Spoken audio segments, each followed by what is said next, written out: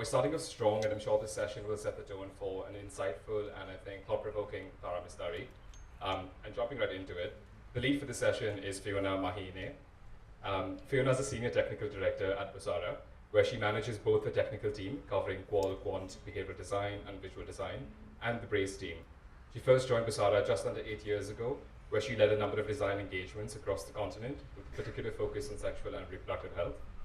Fiona is a strong advocate for using participatory research methods to ground our work in the community's needs, ensuring that our interventions are impactful.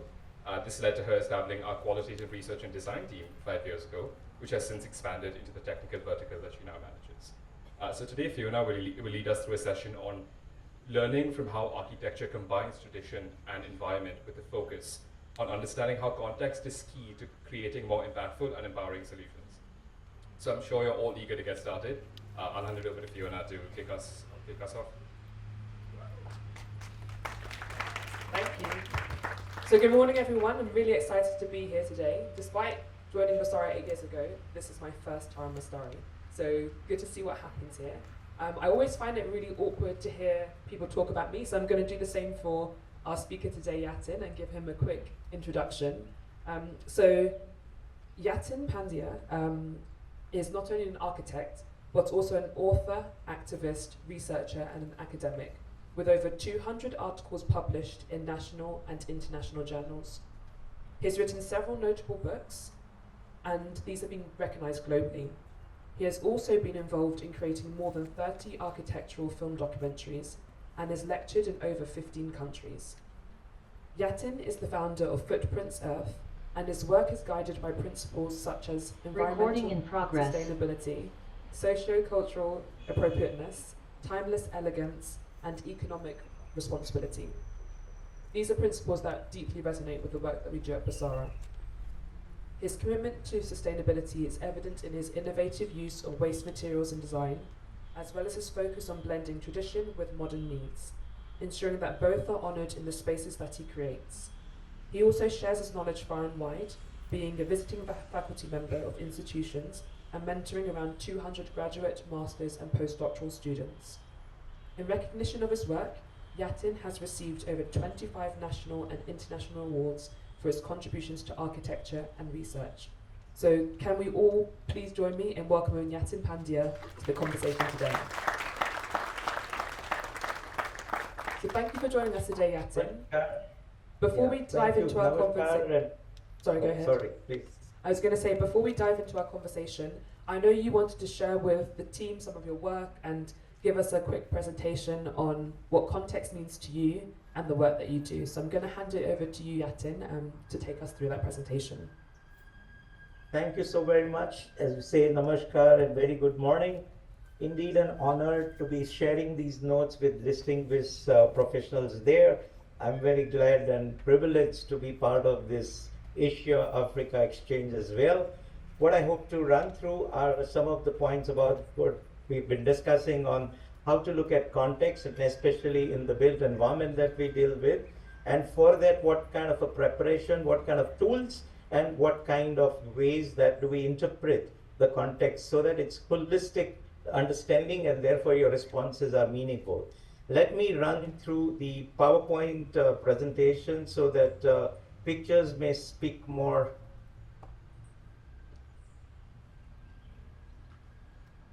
Once.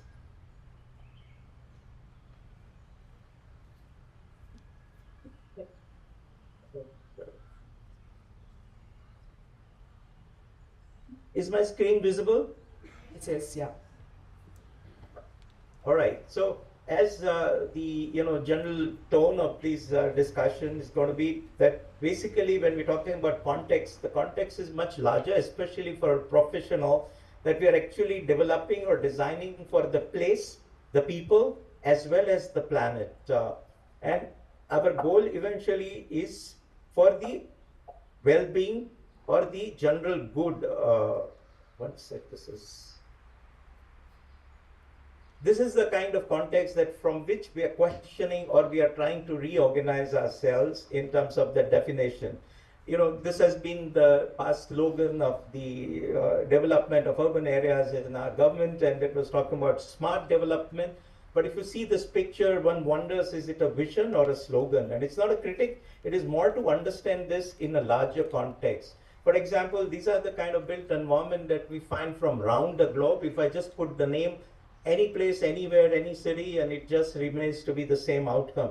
Is that what is a contextual response? And even back home, you can see as diverse a cultural context, climatic context, and still outcome is just about the same, which was not the case from the built environment created in consultation or for by of kind of people. Like looking at this, we may not know the exact place, but we can easily probably decode the cultural context, the climatic context, as well as the constructional context. So like both of these are Kerala, and we need to wonder which Kerala is relevant, which Jaipur is appropriate, and which Kolkata should we be looking towards. There's a difference between image and identity, and I think Corona taught us very well that smartness of tweaking the two. Image is what we want others to see us as, while identity is what our true DNA is about. And I think the real idea of the research is to decode that DNA. For example, as a doctor, we go to a doctor to get diagnosed, and that's why he comes down to what is appropriate. And that is what is the fundamental application of a knowledge or a research in diagnosis. So research is a professional tool of diagnosis, whatever may be the research. Like for example, if you have a fever, it is not the doctor's duty to give you a pill and subside the fever, but to cure you entirely. And therefore, he might also advise you on your exercising routine, on your diet, and so on and so forth. So that kind of an idea of a holistic look at things is what we need to understand. There is a cultural context which is very important for any development. Like there was a study done in Japan that revealed that if there was a right dressing rather than this formal tie tuxedo kind of a dressing imposed on the senior CEOs in the companies, if they were allowed to wear more informal or casual, they would have felt the same comfort with lesser energy consumption in terms of cooling the space or whatnot. So if people natively dress as per the kind of context and climate, they are not primitive. Like this happens to be from south of India, and they are wearing one that is comfortable for breeze. Like here, all three are very narrow lanes, but the one on the left from traditional pottery, you can see it's positive, celebrating, because there is a directness of interface. While the middle one is actually a planned settlement, was to improve the quality of environment with this kind of a service line. But look at the error in understanding the context, that a window from which if you throw all your kitchen muck, what was supposed to improve is actually the reason for degenerating. And that's what could have been simply solved by, instead of window, having a door. Same way, interface, which is allowing people to use outdoor, indoor versus no window disallows, and as a result it is desolate. And it's not the money, it's the mindset. For example, even in a squatter settlement with no resources, simply a shade giving tree and a dignified plinth makes it a public space, as against one on the right is a very expensive real estate in Mumbai, the corporate houses. But you can see the sewer line running over the window says I have nothing to do at the back, and that has relegated priceless real estate into ugly space. So the point is that we need to evolve constantly the contextually relevant norms rooted to the place and people, reflecting both their realities as well as reveries, the aspirations. We know the difference when we mindlessly copy from one that is aping, but if it's based on good research and contextual understanding, then it is adapting. I'll just very quickly run through a few examples where the kind of backdrop study as well as talking to people and involving them in decision making helped us arrive at a solution which was appropriate in all these three aspects: place, people, and planet. This is a very simple installation or intervention in an industrial chawl where three sides are shared with a neighbor and a deep long house. There is no light ventilation in the rear rooms, and we were asked by an NGO, women's NGO, to do something about it, and we found that PET bottle could bring in the light without having to run electricity, at least during the daytime. But that would not give ventilation. So with the checking with people, demonstrating one prototype which was also created by the local kind of a setup with an NGO. And we put this translucent dormer window, and then now you can see that with natural light, their 1 year post-occupancy study has revealed the great improvement in the quality of life of people. For example, transformed conditions of energy, economy, and education. Their minimum 250 rupees saving per month in the electricity bill monthly, per house. Minimum of 1500 rupee increase in their economic production, because now they could work for longer hours and whatnot. And unfortunately, kids have no excuses of not to do their homework. So all these components improves by simple understanding where it is pinching and simple solution within the affordable limits. This is another one. This used to be, based on Gandhi's principle or the ideology that we are calling people, we are discriminating people who are doing the cleaning job and calling them untouchable. So we should do and invest something about technology which would abolish this scavenging idea. And this is what was done at Gandhi Ashram in Ahmedabad, where he settled after he left Africa.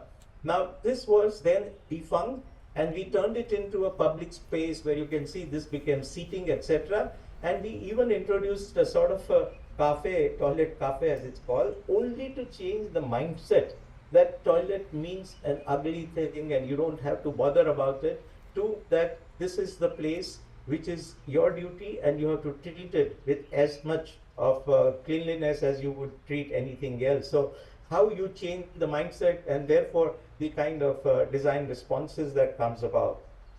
This is another example that it was one of the first city museum in the country of India, where this was the so-called modern heritage building by Le Corbusier. It was quite dilapidated. Those are not the picture I'm showing.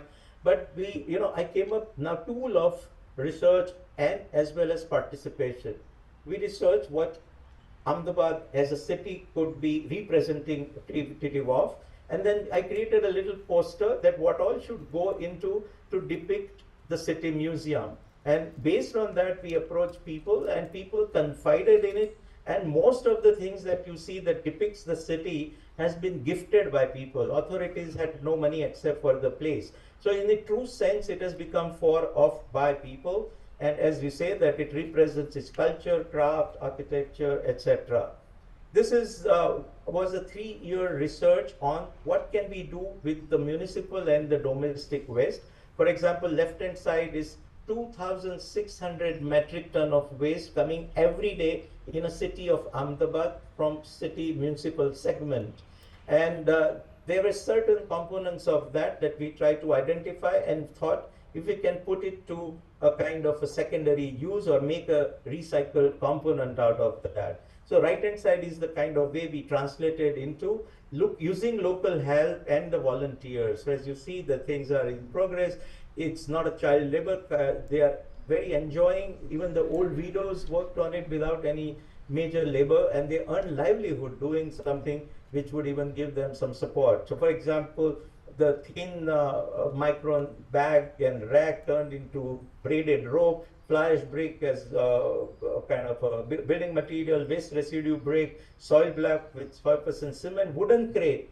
Crate is very expensive, but wooden crate being brittle was only used for burning. We understood how the whole thing, the PET bottle being thrown out of your house, from there to every cycle that it goes to, and what can be done. And nobody gives you 5 paisa for that. The old widows of the settlement with thumb pressure filled in the inert soil into it, and by closing the lid, it became 2.5 rupee equivalent of a brick, which is cheaper than the other brick, and it could function as a walling option in squatter settlement. Same thing with the liquor or acid bottles. Even though Ahmedabad is a dry city, there are enough bottles to be found that give you breeze mashrabiyas, that give you diffusion of light. So it became a good fenestration source. Similarly, crate wood and windows, the rack sandwiched FRP for paneling, scrap for the doors, windows, shutters, louvers, ventilators, even the kind of packaging material as a paneling material,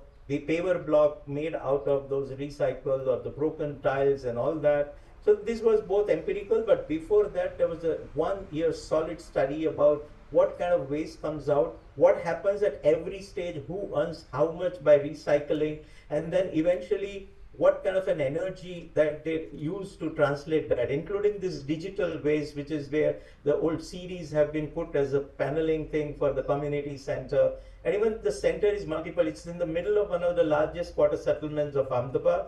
And this one has become a community center with morning being the school, afternoon the digital or the kind of a skill-based program for the young ladies, so they're employable. And daytime it's also a creche where the nannies or the old women from the settlement looks after the toddlers, because when both parents go out for labor, who looks after them? So they earn livelihood, at the same time the kids are taken care of. And this in true sense has become public space. So every event, every medical camp, everything about the community would happen there. Talking about another scale, another type of a research, affordable housing in city of Indore, where slums were to be relocated. So you don't know the end user, but you have a general profile of the end user. So this was done in collaboratively with McGill University in Montreal, with Vasashilp Foundation, where I was.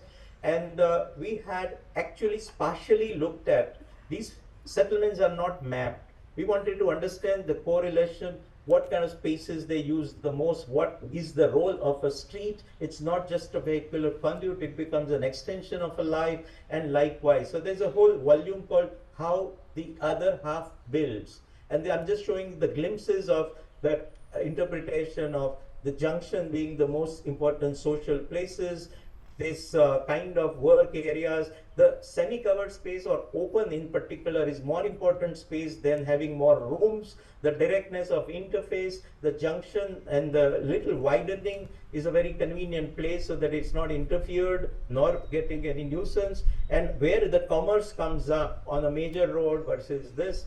So based on that learning, we were working on 6,000 houses for the urban poor, to be put on a sites and services kind of a project, 86 hectare site and 40,000 population.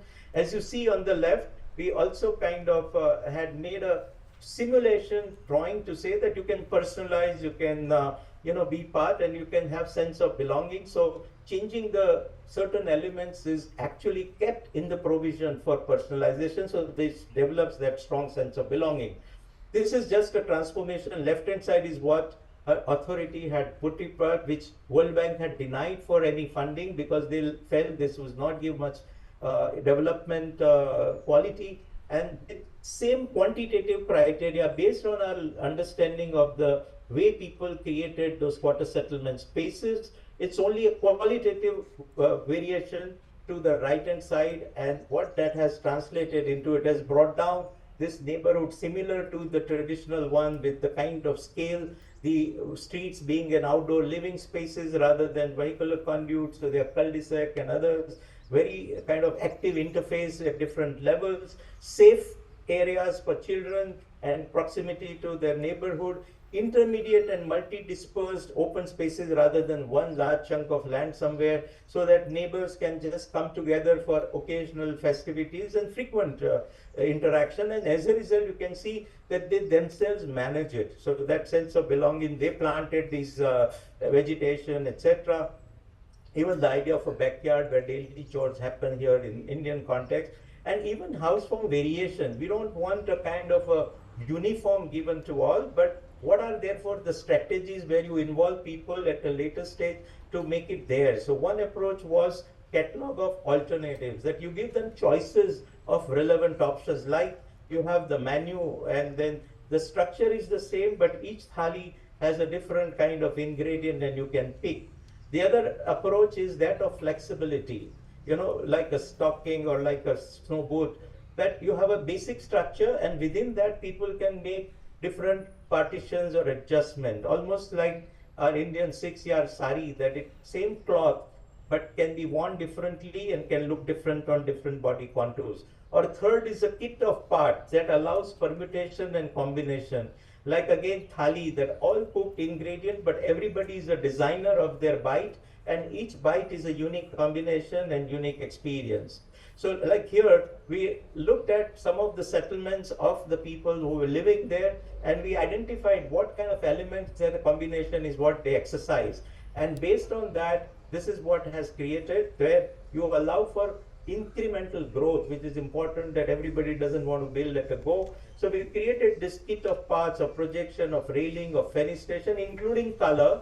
And each house here is unique, although they share the same footprint and same built up. And then people after occupation have also adapted it differently. So you see, it's been a slum neighborhood resettled, but it shows better living conditions than even a parent city in many ways. Their personalization, their cultural ethos, their spiritual inclination, and their aspiration about their built form. And you can see different economic groups could also coexist in the left picture as you see.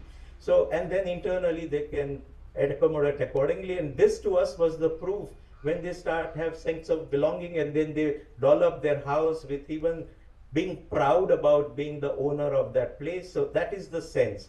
And finally, one example which shows the ultimate kind of involvement and the understanding. This was post-earthquake rehabilitation, 2001 earthquake. People still had a lot of pride and dignity. You can see they created their environment with culture, craft, art, and architecture so intertwined. And we were surprised when we studied that nothing happened to the vernacular house form, but the new ones that they adopted had all given way. Same place, same impact. I won't get into the technicalities why, but it was all scientific. So we did this because it was a system overnight disrupted. We did this kind of a participatory system. You can still see me with the same paunch, but less hair, more hair, sorry.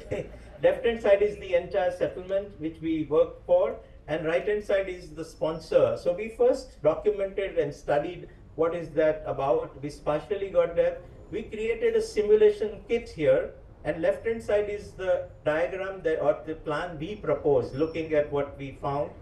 But to that they reacted, saying that, so we had to give them something to react to. And through that they reacted saying, we have such taboos, we can't orient on this side, my neighbor needs to be so and so, I don't get along with this. Then we also came in saying that what about a ground where your daughter's wedding can be had and all that, climatically this would be right. So accordingly we created a plan. We took that kit simulation model to the site to understand the real orientation and right, and that would not give idea of scale. So right hand side bottom, as you see, that 4 poles were paid to understand the scale, and once they approved and they kind of understood that, when we used the same youth, they were expert in making the mud blocks, etc., knowing the binders, etc. We selected a site with a little depression in the corner, and we started dredging that clay strata soil, and that became the resource, local resource, with a manually pressed ram, with which these 3,000 blocks were done by 10 youth. People were building their own house, so they would do the best they can as they want, so no mismatch. This youngest of the family helped learning from the oldest, because so that traditional wisdom is passed. Like you see here, that 11-year-old boy knows how to do this. And that is how in less than 2 months, only 75 rupees a square foot, 1/5 of the government stipulated cost of 350 rupees a square foot.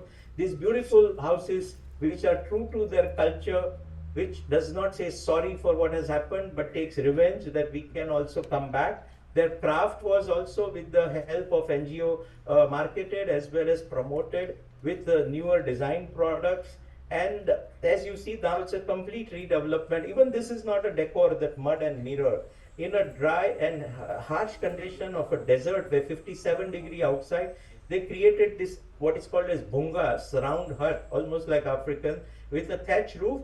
But small opening should not mean dingy environment. So white clay and mirror to reflect it the most. The amenities provided, intermediate technology provided. There was no door-to-door sanitation, which was provided. So they even adapted. We in fact stayed there in their settlement, and we every day used to debate. And then when we provided the new element like this, they all adapted overnight, and yet culture was continued. And from where we dredged the soil, it became a big reservoir. And because of the water in the middle of desert, they started agriculture. So the whole ecology changed. The culture flourishes with water. This, we had also won the United Nations Habitat Citation, even the earlier the one, twice we won that, and they were writing a chapter after 10 years of experience of all these post-disaster housing, and they asked us to revisit, and some of these are very recent pictures, whether it was failed, backfired, that idea, etc. And we found that they were quite happy and doing it again, and that represented the continuum of tradition and yet adapting to the contemporary. And new were also done, and not only one example, we worked with 18 villages. This is just the methodology. I'm saying first mapping, then social mapping, then meeting with them about the clustering, who wants to be next to who. Even this was done with the visual kit or model kit, and that's how this primary house came, and then people adapted it over time. So the point to conclude is that through design, through researched kind of a diagnosis and therefore the right treatment, you can improve the quality of life. But in Indian context, I would say to do that, change the paradigm, rather than giving Gandhian currency the value, make Gandhian value itself the currency. And I think that cultures like ours have a wisdom accumulated for millennia. So inspire from yesterday and aspire for tomorrow to come to traverse in the immensity of time and space of notion and reality. Any development must go through 6 filters: timeless aesthetics, socio-cultural appropriateness, environmental sustainability, economic efficiency or affordability, structural safety, and functional efficiency. So once we look at it through whole lenses, that's where the research, that's where understanding of the context comes in play, and that's what should be the goal of a holistic development. Thank you for your patient listening, and I would be more than glad to learn from you and dialogue and have questions on this. Thank you very much, Yatin. That was really good to see visuals as well of how you think about architecture and context. One thing that really stood out to me just from watching you present that was how integral the community owning the buildings that you create is important to you. So from what you presented, it's clear that you spend time living in those communities to really understand their needs. You also map out the locations, so you try to understand how they're using those locations and what things they need as well. Sorry, can you hear me, Yatin? Can you just say, it's a lot of echo the when we're saying, so can you just sort of briefly repeat that? Yes, part? of course. So I was saying that the thing that really stood out to me in your presentation is how important it is for the community to own the buildings that you create. So it's not just a case of you're creating buildings for them, but you really want them to have a part in the design process with you. So part of that is done through you living in the communities with them and seeing how they interact with those spaces and what their needs are. Your styrofoam kit that you mentioned as well is a really interesting idea of showing them the options that they have and getting them to design what works for them. And you also think of ways in which they can go beyond just the buildings. So how do those buildings provide economy for them in other aspects? And in many ways that reminds me of our processes at Basara, where we do participatory research. So spending time trying to understand what the participants' needs are. What comes to mind immediately is a study that Mario is doing at the moment, which is looking at citizen ethnography and training people within the communities to be researchers themselves. And that goes beyond, to Stan's point, we have to go beyond from just living in the countries that we do our research in to really embedding ourselves in those communities and understanding their needs. So yeah, and it works both ways, you know. For example, many of these, you know, when I stayed there and we live with them, but when we begin, even after the exact kind of set of client and their kind of houses in the post-disaster one, you know, when we ask them, what would you have liked? They say, we want multi-story concrete apartment in a desert, which doesn't sustain, it's not even supportive. But so sometimes when you are with them, then you are able to kind of dialogue and rationalize with them that, look, about this, what about this, what about this? And then they very willingly be part of what is relevant. And secondly, you also learn, so sometimes you are also able to kind of correct the course if required. And then what is the core value, that the ethos that you should keep, and yet what are the ways where you need to kind of improve or go further. Like as I said, there was no sanitation. People used to go outside to defecate, and that would have created both social as well as health issues. Now here, therefore, it did not take them any second to adapt to door-to-door sanitation. So that was a little improvement, and yet maintaining the cultural ethos, etc. So that is where I think both ways it helps you to understand the core values, and it also gives them a little bit of a reason to kind of both share as well as pick up something that probably they never understood they're lacking or they're not having, and you being able to introduce something new. That's very true. And I think it should challenge us in some ways of how do we interact with participants and engage them in the design process as well. So I found it fascinating how you come up with these really innovative ideas. So just seeing the image of the water bottles as bricks, or the lamp being a bottle that shines in light, like, are there ways in which we can think of more innovative solutions as well for our participants and involve them in that design process? I think is something that you've challenged me to think about as well today. I'm curious, Yatin, have there ever been instances where you've been there but you've misunderstood the context and it didn't really work out the way that you planned? Yes, both ways. But for example, when we presented that other example, it was more graphical kind of a looseness of the clusters that we were trying to bring about when we showed to this post-earthquake rehabilitation group. And we did not think about the social taboos. For example, they say we can't face south. That's a direction of the god of death. And they corrected us and they says, no, this is not acceptable, and that's very fundamental. Similarly, as against certain directions are very auspicious to them. Secondly, we didn't know the kind of clustering in terms of, sometimes we thought that, okay, the brothers would stay together, but they fought over the father's will or whatever, and they're not getting along. So that is where, some of the slides I rushed for other villages as well, that we gathered together the social engineering that with which, because neighborhood is like lifetime your next relative, so to say, and that was also required to be understanding social engineering. So even when we say we in this, we also had a partner from some social NGOs or sometimes spiritual NGOs, so they could break the ice, and we were able to also talking to the women folk. I was telling you that sometimes the community representative might be a very he might impose a very personal kind of views. In the desert with such settlement, we found a request from one village head saying that we want swimming pools. You won't believe that, and we want toilets like this. And so smartly we put it to the people, because they have taboo again not having an attached toilet because of the sanitation facilities, etc.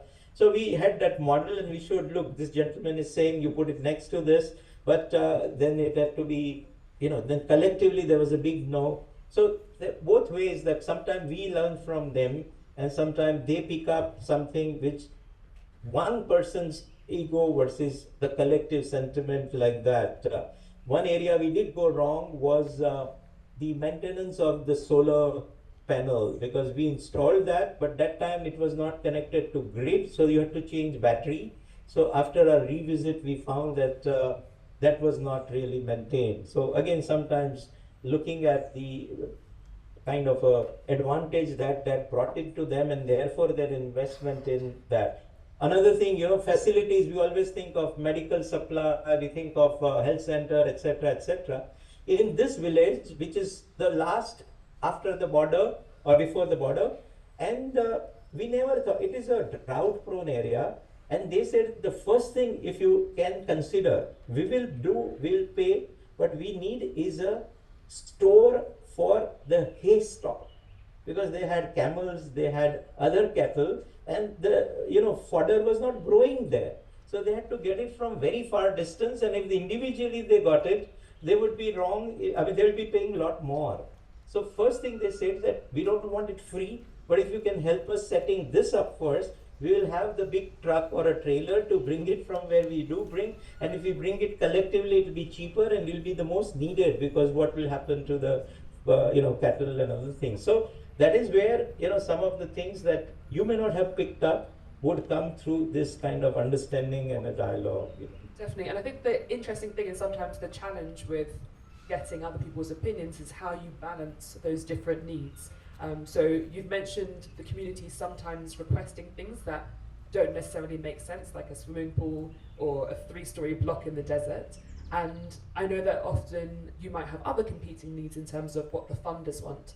And I think that's something that we often face at Basara, where I kind of see Basara as a triangle where you have in one corner the client's needs, in another corner the community's needs, and then in the third corner our expertise. And we often have to deal with the tension between balancing those three needs. And if I'm honest with myself sometimes, I know that I can have a tendency to skew towards the clients because you want them to implement the solutions that you're coming up with and they're funding our research. But we have to somehow work out those tensions and balance it. And I think of some of our sexual reproductive health work where sometimes you're trying to balance the traditions that communities hold. So thinking about work around contraceptives, for example, where a community might say, we really want to involve our male partners. They're the ones that make the decisions around these behaviors. And then a client might say to us, we have a Western notion of female empowerment and we don't want you to involve the male partners at all. And so we often face this tension of how do we balance those two sides. And it's really important to be, as experts, to figure out how you balance that and pay attention to the needs of the community. And in instances like that, we've often developed prototypes that centre men as well and show that they encourage them. And we found that those actually resonate more with our audiences. So as experts, we have to listen to the community. We have to rely on our 10 years of experience in doing this work, but also listen to what the clients need. And Kriti gave a really good point there with the context setting about not just using them as funders, but really engaging with everyone and giving everyone dignity and space.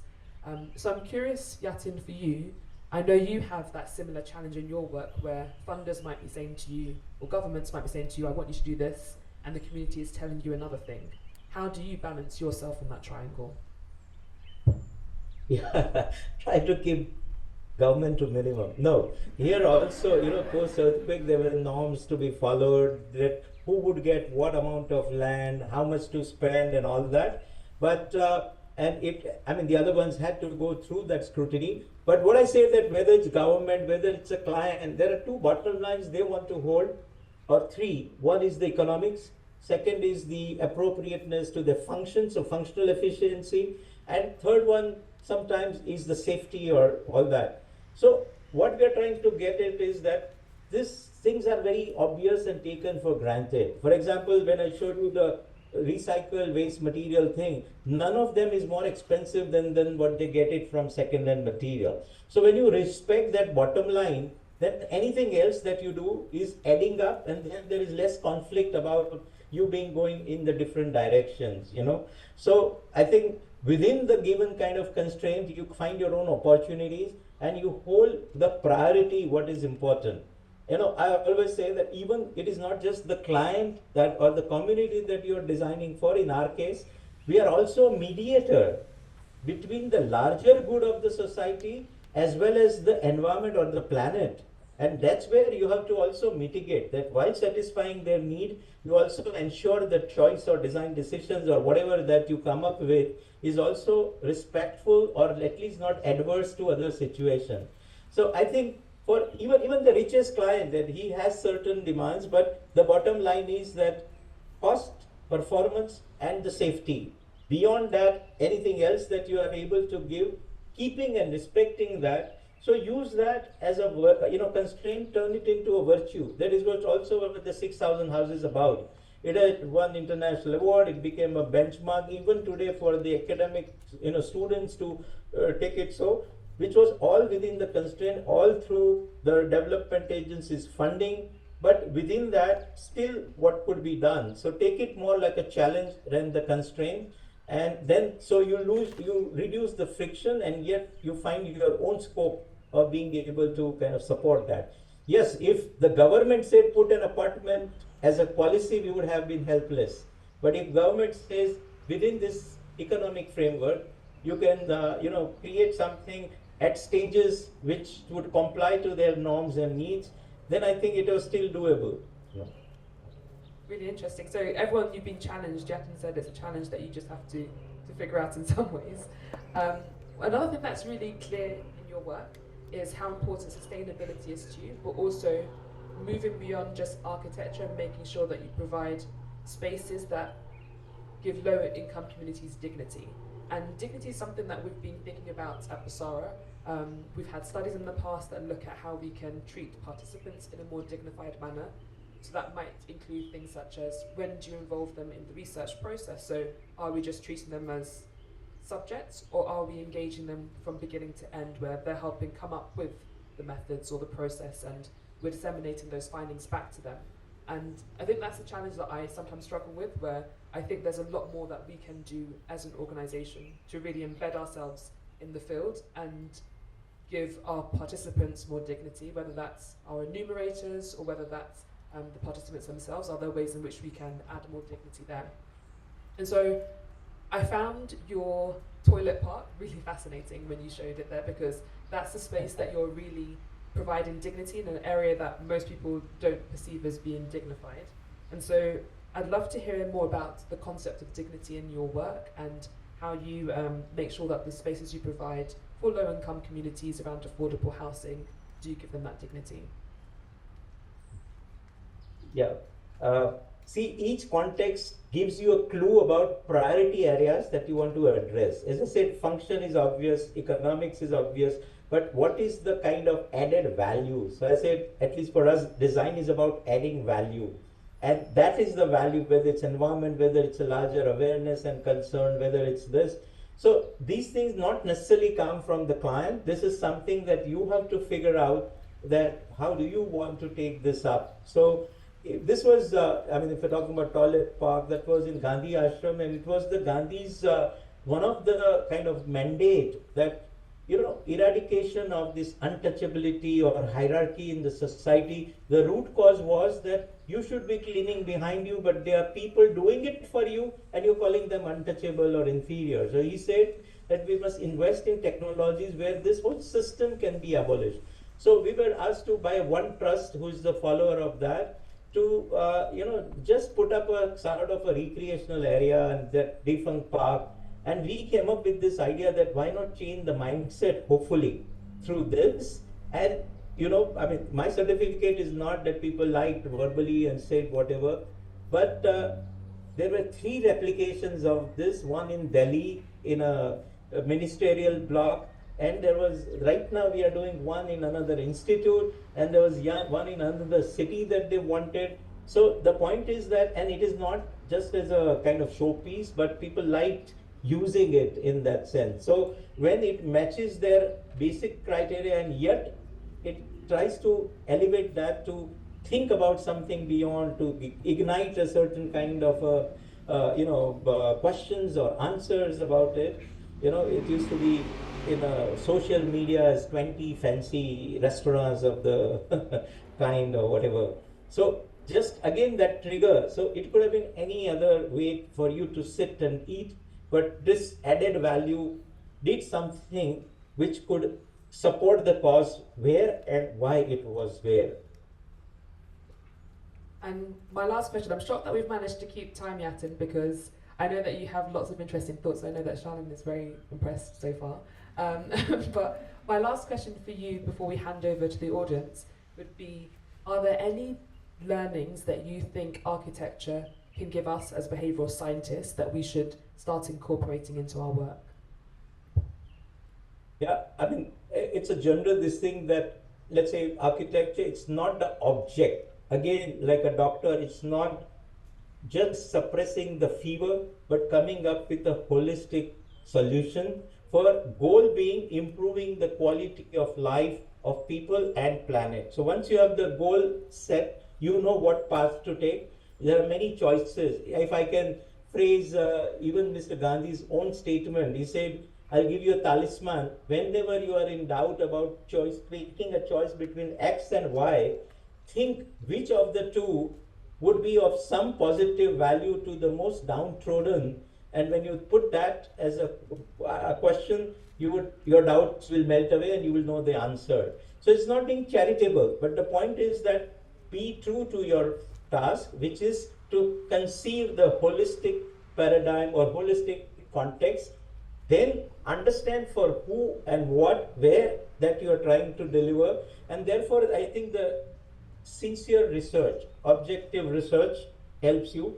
With that, you get the conviction. And conviction gives you clarity about your approach.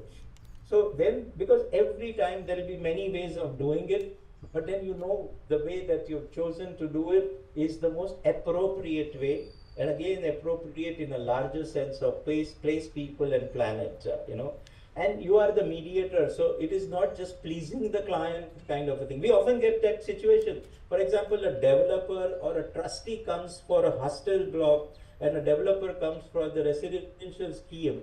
Is he the user? No.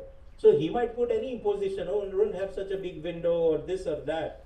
We have to think of the end user. Who is it eventually going to? And would it be of any value to that person? So even dealing with the so-called direct client or direct kind of a person who you're doing with, you must know the eventual intent of that research. Research is always for an end purpose. Otherwise, it's just a data collection. But when we think of end purpose in mind, then we know what way can we interpret and infer that, and that would give us the right path to pick from. So that's what I believe. So strong foundation of understanding, good judgment for interpretation, and then with your values and concern, being able to do the right thing.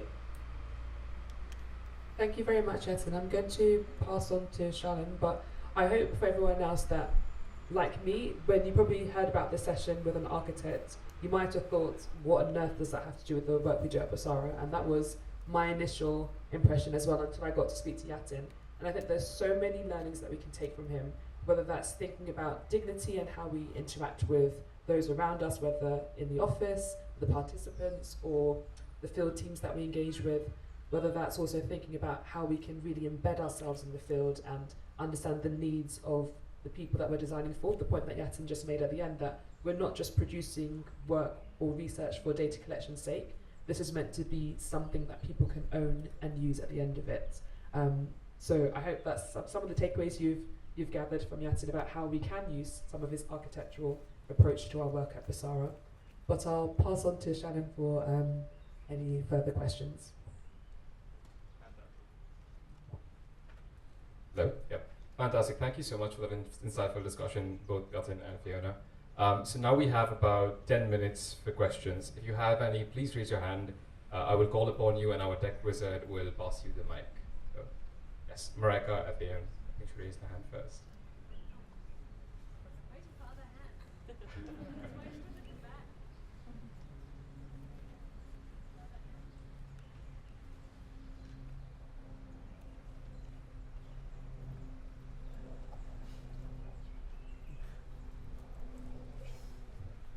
Thank you so much, Yatin.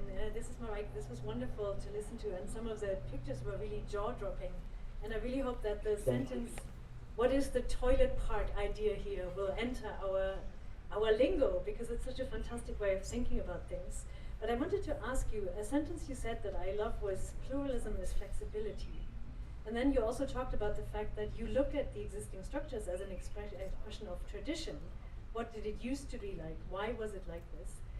And I think we do the same, but in a slightly different way, because of course the tradition that we often ask people about is narratives or memories, how they talk about something. We don't have a built structure that we can kind of analyze. And of course narratives and memories often change depending on what else happens. And I wonder whether you encountered that as well in your work, that actually people's interpretation of what tradition used to be like changes, and how you deal with that, and then thinking about what the future could look like. Thank you. Yeah, thank you. Thank you for prodding that. Thanks for the compliment. I take tradition, I have actually a classical definition that history may be a dead tradition, but tradition is a living history. Something that becomes passé and obsolete for the change, time and circumstance, that's a fossilized past, that's history. but tradition continues to be, even though coming from past, to be part of us. So in that sense, its existence itself is a proof of those values being shared even in present times. So as a good researcher, your idea is to pick out what is continuing, and therefore it is not the brand or the formula or the kind of stamping that this is what is traditional, that if I don't wear jean I'm traditional and jean makes me modern. No. So we need to go to the true DNA, and that's the real task. And for that, the tools are: one, the candid observation; second, what they've been doing in their daily life. That already tells you. For example, I might eat pizza, but if I'm doing it sitting on the ground, which is the tradition that I've been groomed in, which feels more comfortable to me.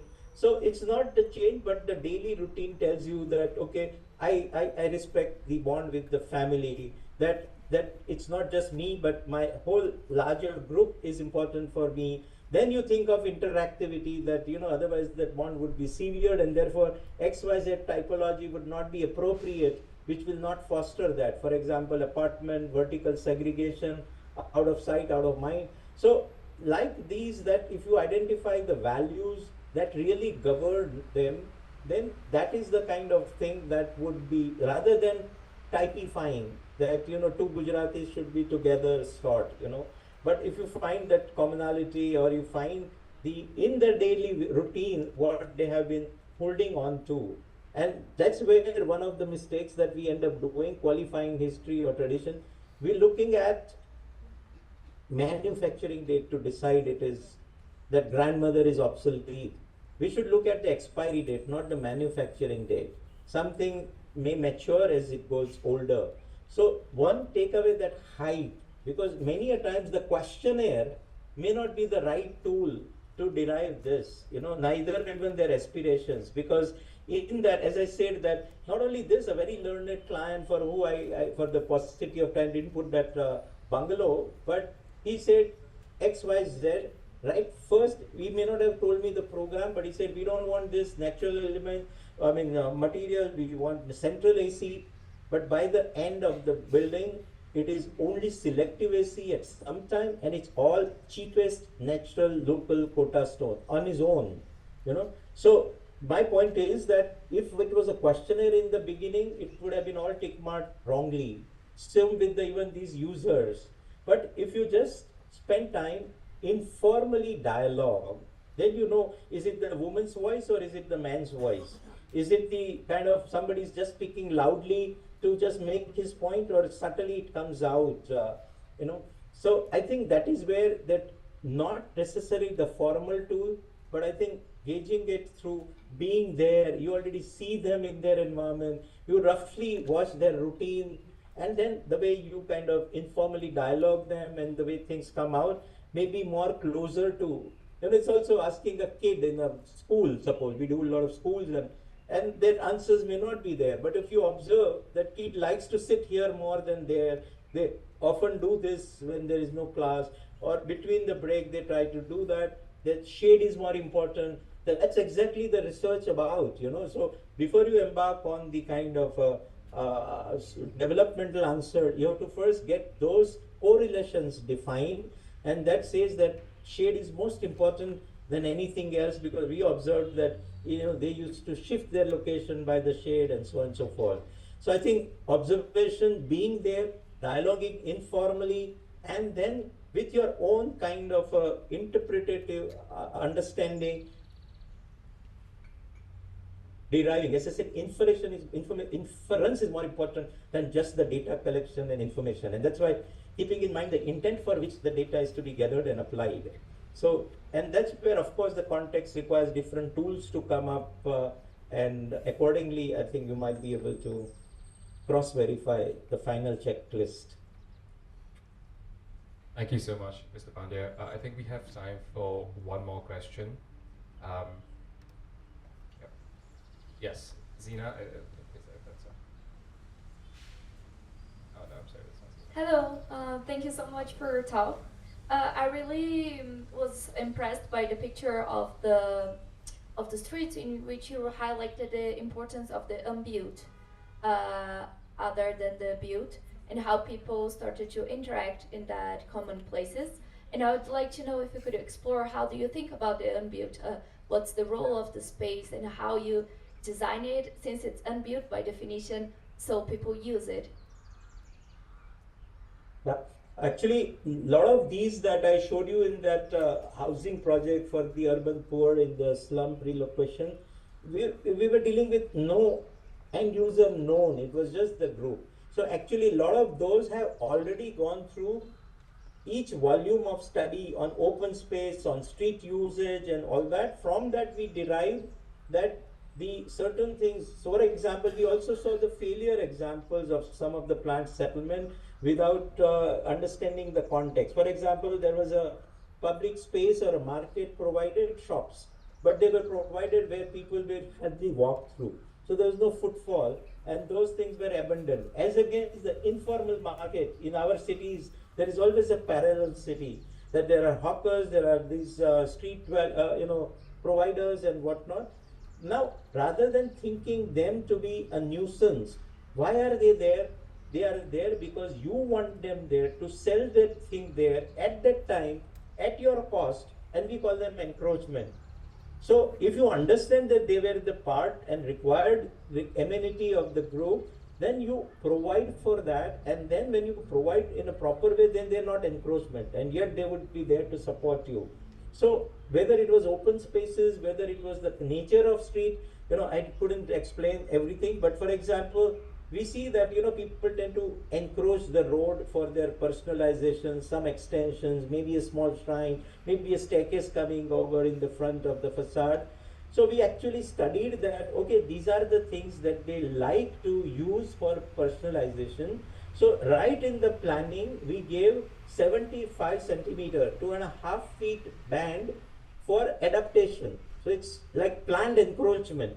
And that is the zone without coming out onto the street, they can use for personalization. Somebody put a stair, somebody put a projection on the window, somebody put a small little outlet of the shop counter. And that is where it could accommodate, every house became unique, and yet it did not encroach the street. So that is how we preempt or understand the behavioral response and the spatial construct and its stimulation to prod or to provoke that response. Then we would accommodate both. It would not be an encroachment, and yet it would be. For example, people like to sit next to the street, but then they would encroach the street. But if you give a little widened pocket next to the street, then you have respected that activity, like elderly sitting out of there, but you leave that zone as a extended pathway or whatnot with a shaded tree, then they are sitting there and they are not encroaching the right of way of the vehicle, so to say. So that is where understand how people have been using it, derive that sort of a pattern to apply, and then when you design, when you accommodate that, then it's a win-win for both. So that's where these tools of observation, of recording over time, the user group, and the spatial situation which succeeds the most for that activity. So that correlation and that understanding then makes it worthy and useful rather than defunct. As I said, the negative example that you just provide one big open space in some corner, then people can't relate to that. So once in a while, if there's a political rally, that would have used, but really it won't be. So instead, break it down into smaller spaces between each neighborhood, then that would be more successful. So there's a whole report about what kind of spaces succeed. And just lastly, I would say for us, therefore, to develop these norms which are local and indigenous, we use two references. One, the traditional settlement, because they have come for people, by people, and they have perfected over time to overcome the forces that may have applied on that place, whether it's climate, disaster, whatever, and culturally appropriate. And the second one we choose to refer to is a spontaneous settlement created by people because they have come out of a very limited economic resource, whether it's space, whether it's money. So still what they provide shows the priority rather than the greed. So if I have 10 rupee and if I am hungry and I still spend on something, it shows what is the priority, what is the area that is most needed, what is the most minimum. So for that, these settlements give us a good clue about what is the basic and minimum, and other one how culturally appropriate and perfected over time. So these two contexts have given us the kind of reference point to derive the norms for the given context, so to say. Thank you so much, Mr. Pandya, and that does leave us at time. So as we wrap up the session, I'd like to extend a big, big thank you to Mr. Pandya for sharing his experience and his expertise, and to Fiona for leading the conversation. I think the session... Thank you so very much. Thanks for having me, and have the rest of the day the best of wishes. And you're all invited to come to Ahmedabad, India, whenever you're passing by. It was indeed nice and honored to be here. Thank you so much. I'll take care. Fantastic. Thank you so much, Mr. Pandya. I think this session has been the perfect start to Dara Mistari, but before we move on, I'd like to invite everyone to take a moment to reflect on what you've learned and how it connects with your knowledge and previous experiences. Please take about 3-4 minutes to note these reflections in your brand new Dara Mistari notebooks. So let's just maybe take a few minutes for that.